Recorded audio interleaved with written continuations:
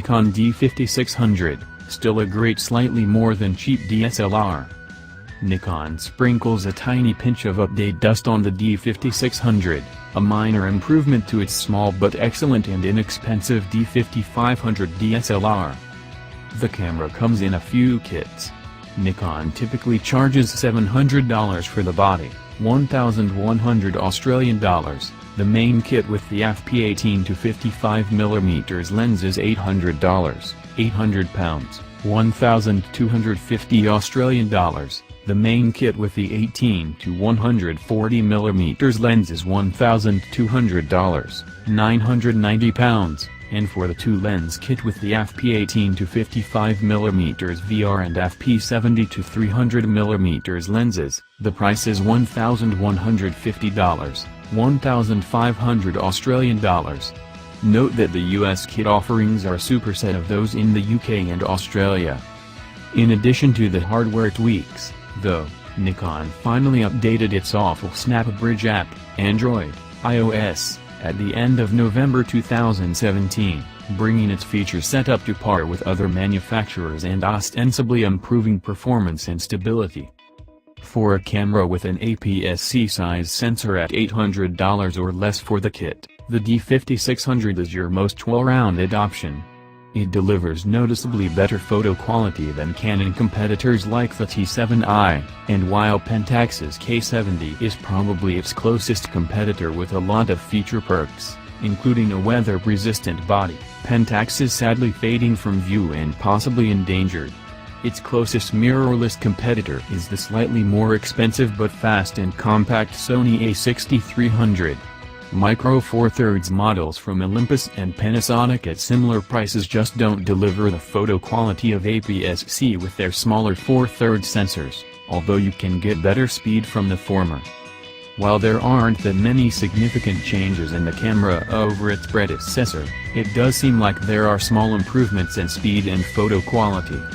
They're probably attributable to the usual firmware updates made when a new model comes out.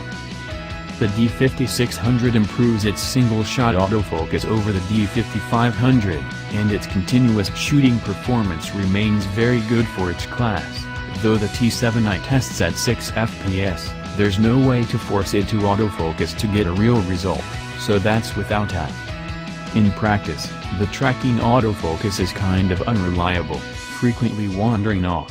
But if you just use 9 or 21 area continuous f you should be okay for most action, since the camera's not insanely fast, anyway.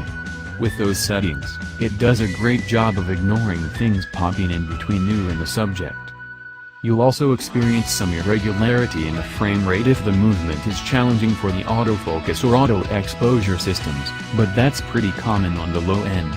If you want something with better, faster app for action, you should think about spending a little more for the D7200. It's older, but that means the price has dropped and it's far more suited to action shooting.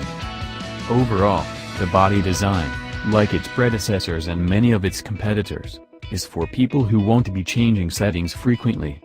The only way to change basics like metering, white balance or ISO sensitivity, unless you program the FN button for one of them, is through the back control panel. Not much has been added to the feature set and by now it's got a more typical set of features for its price class.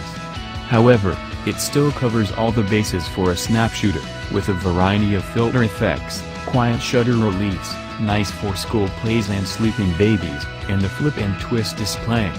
It also has perks like interval shooting, though no in-camera time-lapse movie creation, and in-camera 2-shot HDR which produces decent results and is faster than a lot of competitors. The small size means it's got a small grip. Even the pinky on my medium-sized girl hands is forced to curl underneath the grip slightly. So big-handed folks may find their hands uncomfortably overshooting the grip on the bottom. My one nitpick is Nikon's multi-way navigation switch, which feels very flat and you have to really concentrate to not move in the wrong direction. A littler pickier nit, it still turns settings off after one shot when using modes like HDR and self-timer. If you use those often, I can guarantee you'll be grinding your teeth.